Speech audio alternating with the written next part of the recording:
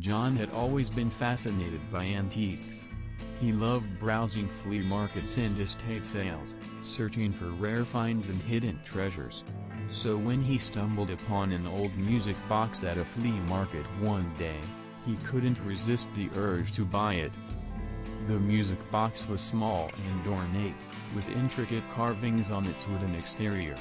When John opened the lid, it played a haunting melody that seemed to transport him to another world. He became obsessed with the music box, carrying it with him everywhere he went and playing it constantly. But as time passed, strange things began to happen.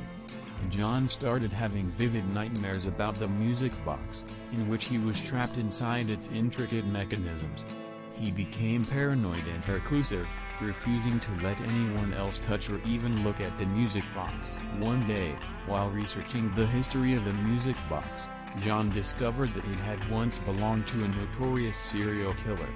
The killer had used the music box to lure his victims, playing its haunting melody to hypnotize them before he attacked. Terrified, John tried to get rid of the music box, but it seemed to have a hold on him. Every time he tried to part with it, he felt a sharp pain in his chest and an overwhelming urge to keep it close. As the nightmares and paranoia consumed him, John began to hear whispers and footsteps in his empty apartment. He knew he was no longer alone. One night, as John sat in his living room, the music box began to play on its own. The haunting melody filled the room, growing louder and more menacing with each passing moment. John tried to run, but the music box seemed to follow him, its melody echoing in his ears and its malevolent presence closing in. In the end, John was found dead in his apartment, clutching the music box to his chest. The melody still played, haunting and hypnotic, as though it had claimed another victim. The police found John's body slumped against the wall, his face twisted in terror and his eyes staring blankly ahead. The music box lay beside him, its lid closed and its melody silenced. But there was something about it that made the hairs on the back of the officer's neck stand up. As they investigated the crime scene, they discovered that the music box had no obvious signs of foul play or tampering. It seemed as though John had simply died of fright, but that didn't make any sense to the detectives.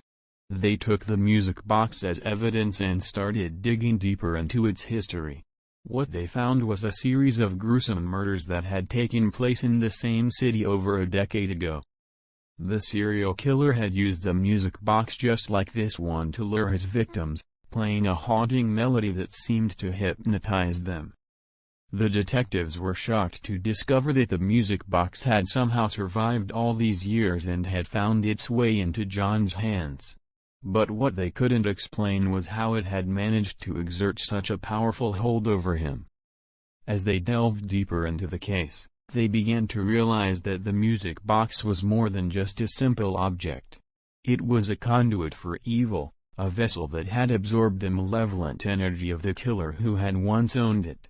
In the end, the detectives decided to destroy the music box. They feared that if it fell into the wrong hands, it could cause more harm than they could ever imagine. They took it to a remote location, doused it in gasoline, and set it ablaze. As the flames consumed the music box, the detectives watched in horror as its melody filled the air. They knew that they had done the right thing, but they couldn't shake the feeling that something sinister had just been unleashed into the world. From that day on, the music box was never seen again. But there were rumors that it had survived the fire, that its malevolent energy had been released into the world once more. And those who heard its haunting melody in the night knew that they were in the presence of something truly terrifying.